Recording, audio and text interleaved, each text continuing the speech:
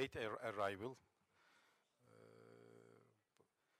We have a very special guest today, His Excellency, Prime Minister of Malaysia, Mr. Najib Abdul Razak, and also our Foreign Minister, Mr. Ahmet Davutoğlu, is joining us. Distinguished guests, this is the 50th anniversary of establishment of Turkish-Malaysian diplomatic relations. So therefore, His Excellency's visit has a considerable significance. Furthermore, we honored to have His Excellency Prime Minister to choose SETA for his speech, which he will fully address Turkish-Malaysian relationship. Especially in a globalizing Asia, new possibilities of Turkish-Malaysian relations, which change dimensions and have potential to expand various fields, need to be addressed, especially during the time of US debate of Asian pivot. In international arena, within the frame of cooperation organizations such as OIC and an important dynamic and issue of ASEAN, new opportunities of Turkey-Malaysia relations are expected to be considered. I'm not going to speak too much because I don't have even right and expertise, because Mr. Ahmet Davutoğlu, he's somehow, if he calls himself, a little bit Malaysian too. He has expertise to introduce His Excellency Prime Minister, and I would like to also pass my thanks to Mr. Foreign Minister, because he's coming from Haiti. He was Japan last time, I heard, this week. Then suddenly last night I learned he's in Haiti, and this morning he was able to catch the meeting. Thank you very much, and I would like to invite Mr. Ahmet Davutoğlu.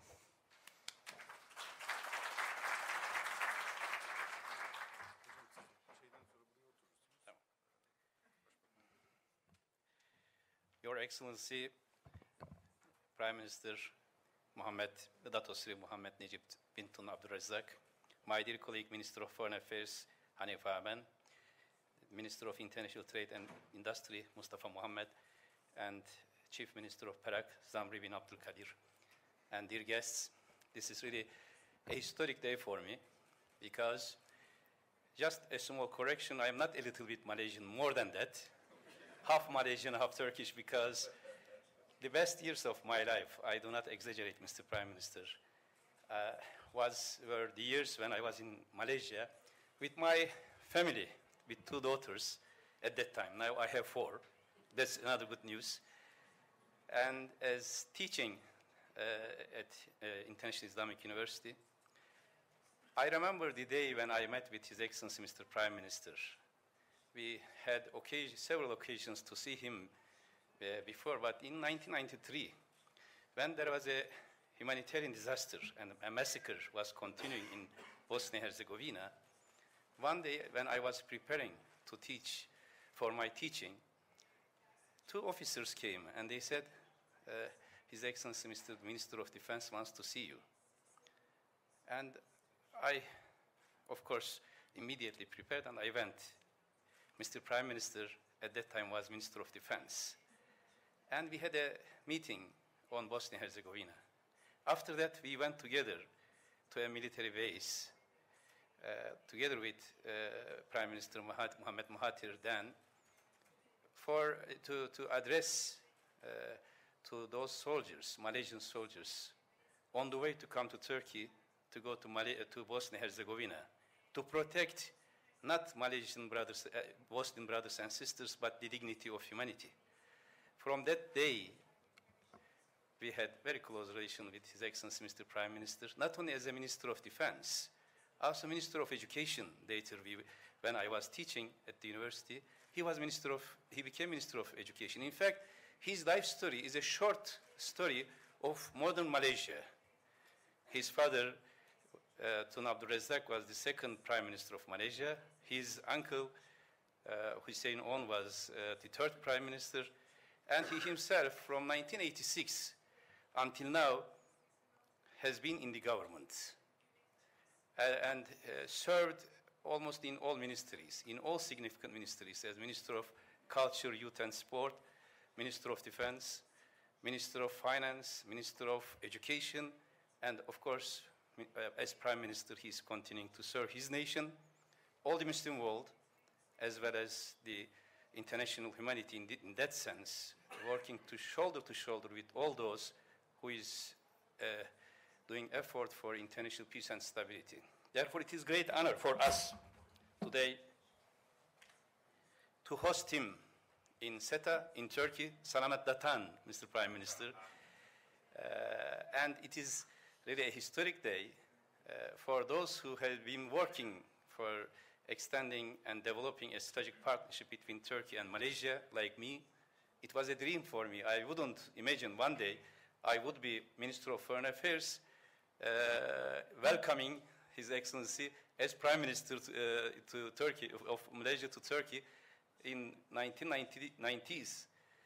I think if at that time somebody told this, we would say this destiny of us and decision of Allah subhanahu wa ta'ala, and it gives us additional responsibility because Turkey and Malaysia are two great countries, two great nations, have been serving to world peace and has a historic relation going back to time of Fatih Sultan Mehmed in 1471, first time when there was a trade agreement between Fatih Sultan Mehmed and Mansur Shah in 1471.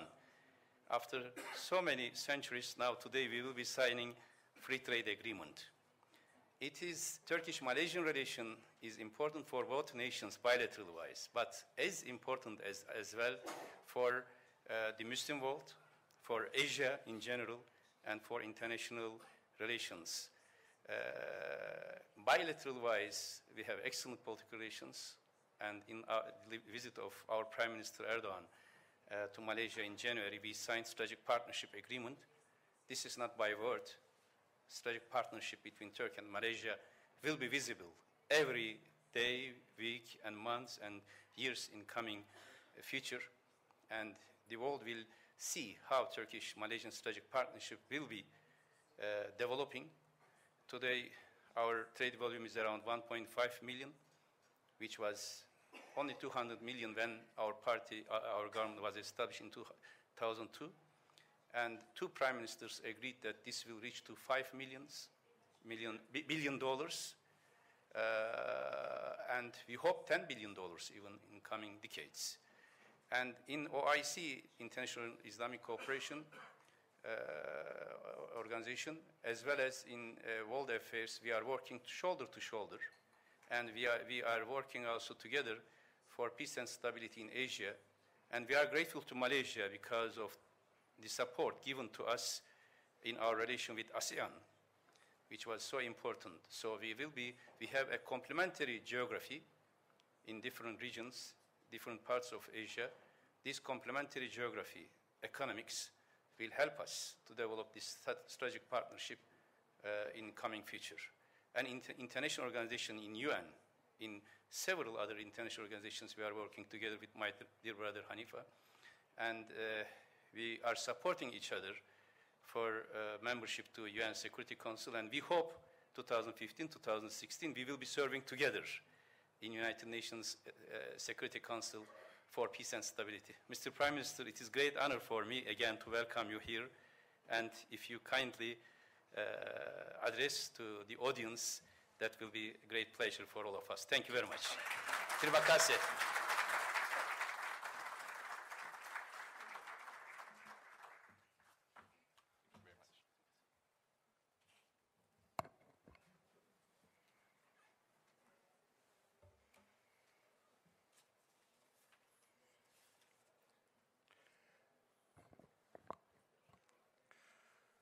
Bismillah ar-Rahman ar-Rahim. Assalamu alaikum wa rahmatullahi wa barakatuh. Dr. Hamad Davutoglu, our dear friend, Minister of Foreign Affairs, Republic of Turkey, Ministers, Mr. Taha Ozhan, President Osita, Excellencies, distinguished guests, ladies and gentlemen. First of all, let me thank Minister of Foreign Affairs, Dr. Davutoglu, for not only a very warm introduction, but what surprises me is he has memorized my life history. So I can attest that factually what he said is correct. I'm not sure what else he knows about me, but what he said just now indicates his fondness for Malaysia in a way that surpasses a normal relationship, and we can say that truly he is half Malaysian. And for all of you, or some of you who do not know Malaysia, there is an acid test whether you are very fond of Malaysia, is that whether you like durian or not.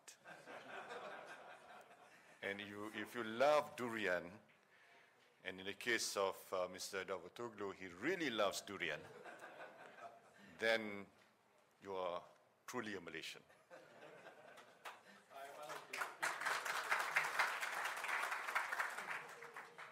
Ladies and gentlemen, I'm delighted to be back in Turkey and in Ankara. This city, like so many in Turkey, is a living witness to history. It is always a pleasure to visit, especially so in 2014, when Malaysia and Turkey celebrate 50 years of diplomatic relations. In the 5 decades since our countries joined hands, much has changed. Malaysia was then a young, newly independent country. Turkey, a young republic. Our nations have followed different paths, but both have changed for the better. In the past 10 years, soaring growth has brought huge benefits to our people, as more Turkish and Malaysian citizens embrace the rewards of economic modernization.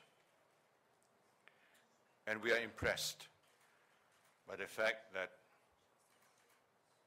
Prime Minister Erdogan's government has turned around the economy, brought down inflation rate, unemployment rate, and Turkey can look forward to many, many good years ahead. Many around us have stood still, but we have risen to greater heights. Today, our countries sit next to each other. I was just looking at the statistics this morning. Our per capita income is almost the same, almost identical. Both poised to become high-income nations in the next few years. This success owes much to our position in the world. Our cities lie at the heart of great trade routes. Our countries bridge the gap between East and West, and the same seas which in antiquity brought spices from Malacca and silk from Istanbul also brought our nations closer together. Yet the sense of shared destiny goes beyond economic development alone. Culturally, we inhabit distinct spheres, but we are enjoined by common beliefs, not just our faith, but also our values. where others have succumbed to radicalism, we have chosen a moderate and progressive vision of Islam. We have strived to exercise the diplomatic leadership which characterize the old or the great Islamic empires of old. Over the past 50 years, a new, a confident Turkey has emerged. Malaysia too has assumed a greater role in the region and the world. Yet, there is much work still to be done. As we look into the future, we face similar challenges. With the coming of modernity, we seek the right balance between opportunity and tradition. As we open our economies to outside investment, we work to secure a better standard of living for our people and a brighter economic future for our nations. In the face of demographic and technological change, we look to strengthen our societies and the democracy that they depend on. As we prepare for closer regional integration, we must prove that we are equal to these challenges, that we can rise to the occasion and deliver the economic and democratic development that our people deserve.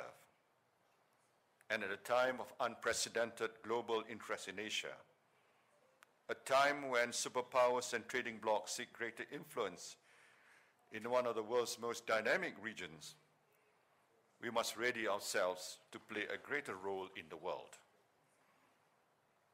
From opposite ends of the continent, we can help define Asia's part in the 21st century.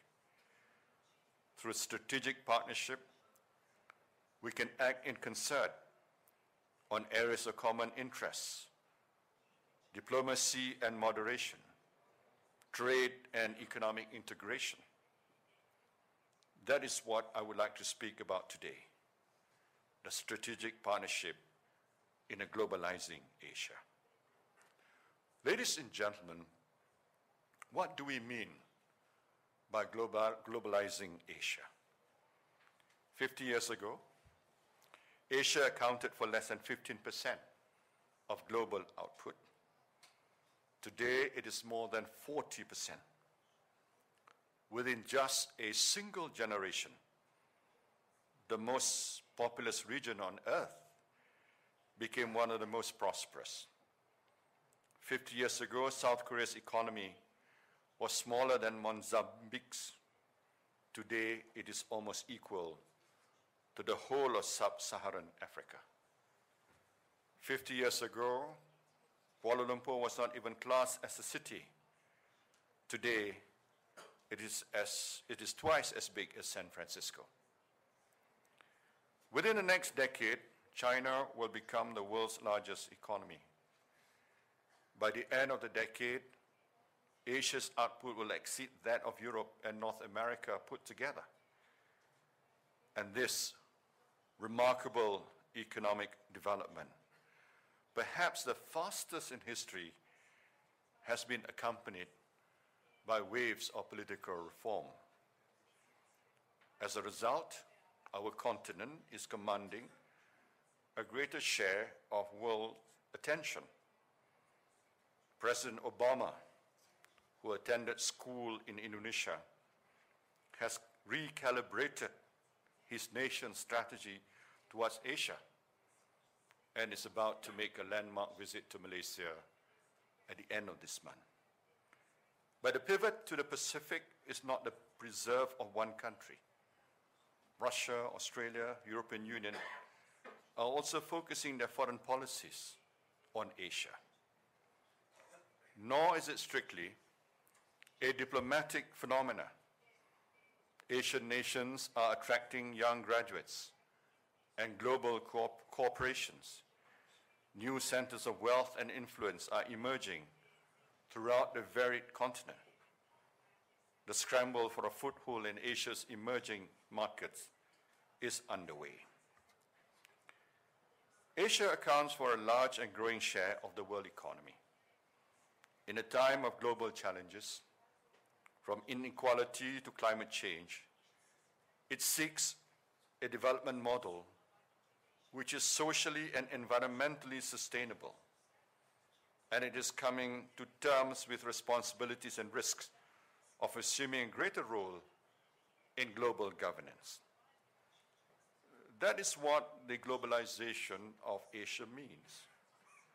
Driven by economic growth and growing geopolitical influence, Asia's role in the world is changing, and a continent of 4.3 billion people cannot speak with a single voice. To live up to the expectations of its people and the world, Asia must act on many fronts. We must exercise our growing influence, not just by assuming a greater role within existing institutions, but through new strategic partnerships. Ladies and gentlemen, I believe Asia can and Asia should play a greater role in global governance, in defining a new international order that supports sustainable, inclusive, and secure growth. We should explore ways to make a bigger contribution to the world's primary security challenges: non-proliferation, conflict resolution, and peace building, the fight against terrorism and piracy included. On non-proliferation, for example, the Association of Southeast Asian Nations has adopted a comprehensive treaty, the Southeast Asia Nuclear Weapons Free Zone. I believe Asian voices should continue to support the establishment of a similar zone in the Middle East. We should also make a concerted effort in implementing and enforce strategic trade controls to cut the risk of dual-use goods. Our regional agreement on piracy is cited as a strong example of regional cooperation by the International Maritime Organization, which seeks to replicate it elsewhere. The same principles, the principles of sharing information, of building capacity, could be applied to anti-terrorism initiatives, which, despite the successes, have sometimes lacked the coordination needed to be truly regional. Malaysia has also sought to deal with the root causes of terrorism by recalibrating attitudes towards extremism, launching a global movement of the moderates to unite those who practice moderation in religion and in practice or in politics.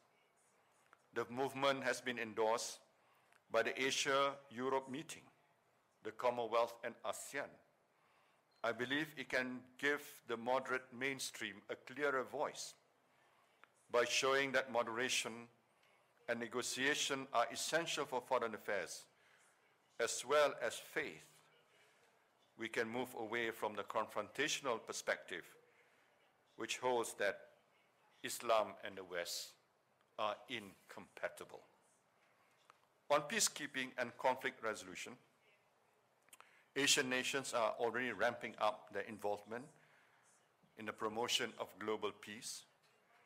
This is driven partly by pragmatism, and we have seen the rise of nations that growth in influence and hunger for resources can bring new tensions or exacerbate old ones. Faced with the prospect of conflict, we must place our trust in diplomatic solutions. We should heed the fundamental principles on which good diplomacy is conducted: sovereign equality, respect for territorial integrity, peaceful settlement of disputes, and mutual benefit in relations. We must affirm our commitment to rule-based solutions to competing claims. International law and not economic or military coercion should guide the resolution of disputes over resources. Malaysia, which has provided numerous deployments, including to ISAF in Afghanistan, has sought an active role resolving regional conflicts, helping broker a peace deal to end a brutal insurgency in southern Philippines, and taking the first steps towards negotiation in Thailand's restive south. It is our commitment to regional peace through moderation and negotiation which underpins our bid for a non-permanent seat on the UN Security Council for 2015 to 2016. And inshallah, we look forward to serving together with Turkey when the time comes. That aspiration is not the only thing connecting Malaysia and Turkey's approach to foreign policy. Both our nations lie at the heart of strategically significant regions. Both have larger ideological tussles being fought in neighboring countries. Both have felt the horrors of World War.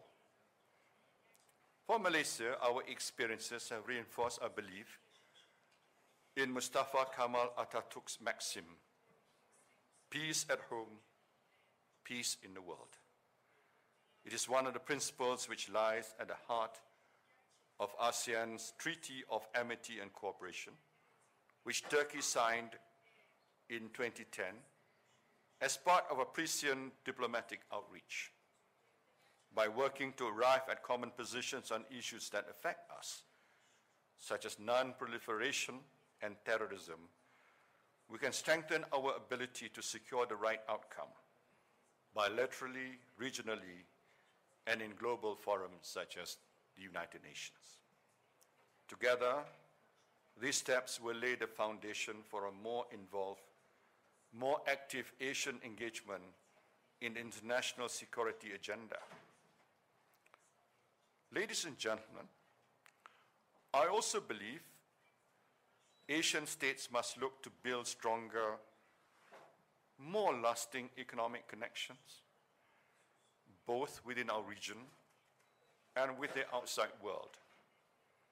Greater financial integration across borders can not only help developing nations climb the ladder, but also ensure fewer citizens are left behind, as common standards and entry requirements filter back into domestic policy. It can increase the influence of middle nations, such as my own, and raise living standards for all. As a founding member of ASEAN, Malaysia therefore supports the push to create a single market in Southeast Asia. It is my hope that the ASEAN Economic Community will provide greater opportunity for citizens across the region. But in an interdependent global economy, the benefits of greater cooperation extend far beyond ASEAN or even Asia's borders.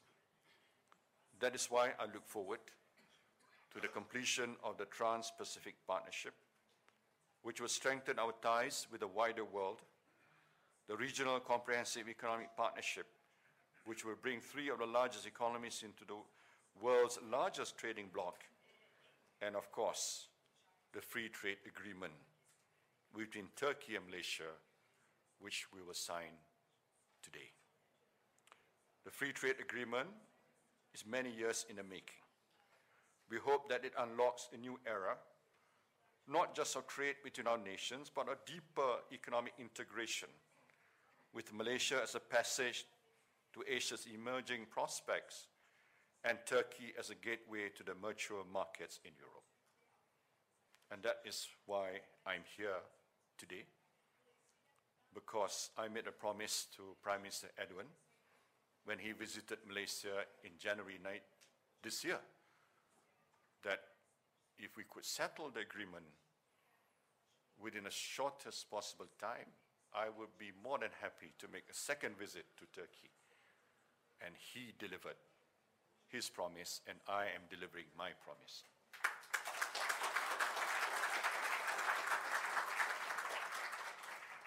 When I visited Turkey in 2011, it was the first trip by a Malaysian Prime Minister in 3 decades, a point that was not missed. During my visit, it was repeated several times. And that was because a consequence of a nation's preoccupation with the East and yours with the West. But I know that this mutual distraction could not last.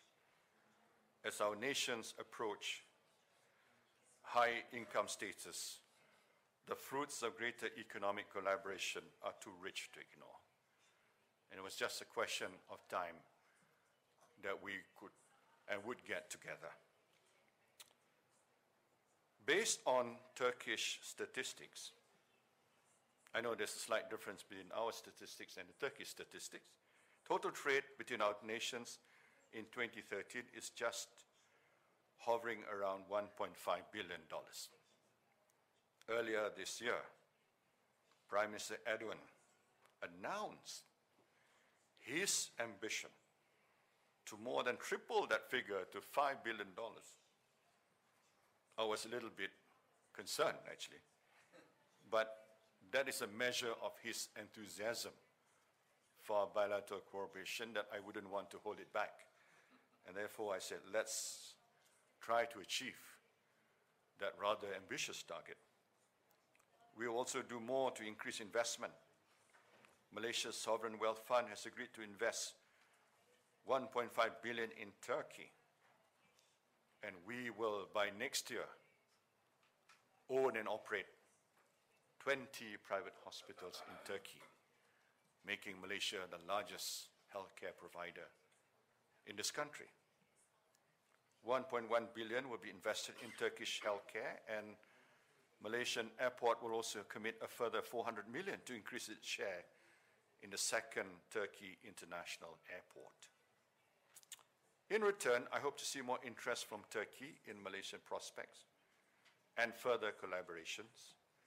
For example, on Islamic finance, Malaysia boosts a world-leading Sharia-compliant banking industry, issuing the lion's share of the world's Islamic bonds, and is fast developing a reputation as a center for Islamic financial education. And in addition, we hope that the halal industry cooperation could be further strengthened by adopting each other's standards. By forging closer or stronger economic connections, we can open up new opportunities for our people and for our companies and access to new markets on new terms. That is the promise of a strategic economic partnership, the promise which inspired the free trade agreement between our nations and will continue to shape our economic relations in decades to come. Ladies and gentlemen, in January this year, Turkey and Malaysia signed a joint statement on the framework for strategic cooperation. Today, we are poised to sign a historic free trade agreement, and we unlock further academic relations with memorandums of understanding between our universities. Inshallah, next year we will work together at the United Nations Security Council, advancing our shared interests, moderation, peace, and prosperity. From commerce to education, from diplomacy to defense, we are laying the foundations for greater dialogue and closer collaboration. Our task now is to turn this strong beginning into a lasting success. A strategic partnership is one which both sides prosper, one that accounts for national differences but promotes common causes. That is the partnership we have been building over the past few years. And it is growing from strength to strength. Although we are 5,000 miles apart, separated by language and culture, we represent similar ambitions. We represent nations who want to be moderate, who want to be progressive, prosperous Muslim nations, active on the world stage, and central to our regional economies. Let us work together to bring those ambitions to life. Thank you. Assalamu alaikum wa rahmatullahi.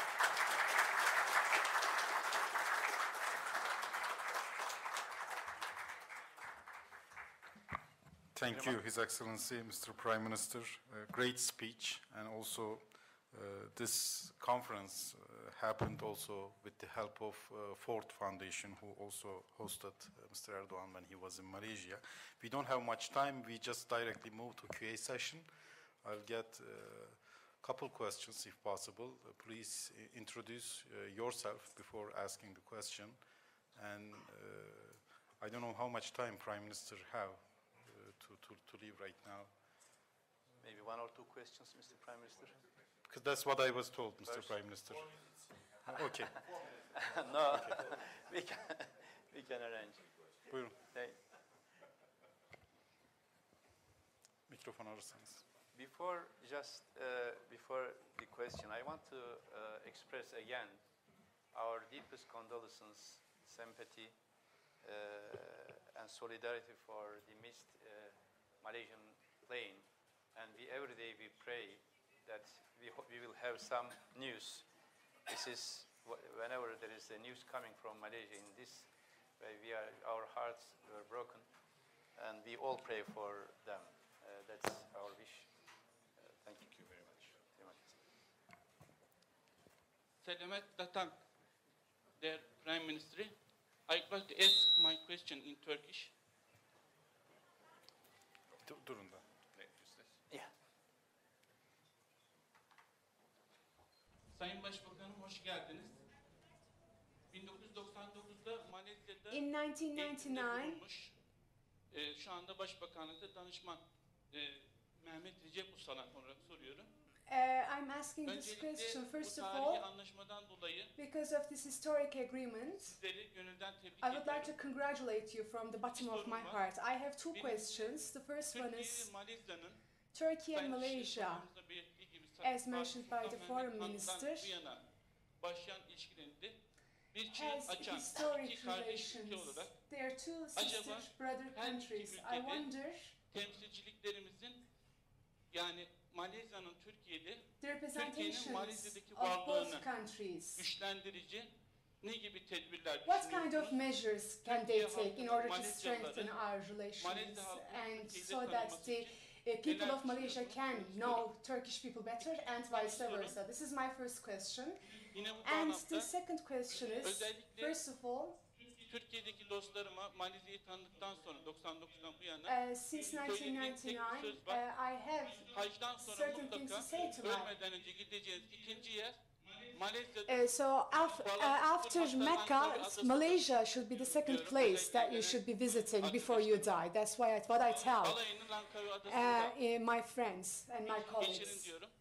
Acaba şu anda Türk hacıların da en çok sevdiği And insanlardan olarak Malezya ve Malaysia and Endonezya Indonesia, Müslümanlarını people are very much Acaba loved siz de- by Turkish people. hacdan önce And mutlaka önce Türkiye'ye I uğrayın. wonder if you are İstanbul'da, Urfa'da, saying Konya'da peygamberleri you should visit Turkey after Mecca and after pilgrimage and Urfa and other places. I wonder if you are saying and telling them to visit Turkey after pilgrimage. And this is just my question. Tamam, sağ ol. Gümpalek inşallah. Thank you. Two questions. First, what can we do to strengthen our cooperation and to make our two countries better known to our people? The nature of our relationship, therefore, has to be all-encompassing, not only in the field of diplomacy, economics, but it should transcend into the realm of people-to-people relations, which includes the promotion of our cultures, tourism, education, and many other things that will make Turkey better known to Malaysian people and Malaysia better known to the Turkish people. And this is what we intend to do. And this year, based on Prime Minister Erdogan's suggestion, we're going to have a cultural week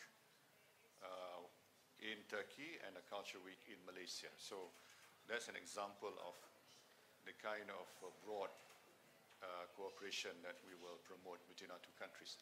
Secondly, whether we want to encourage Malaysians to visit Turkey, as you mentioned, the second place after Mecca before you die, and vice versa. It is not something that we're just talking about, but actually I was just talking to the minister in attendance that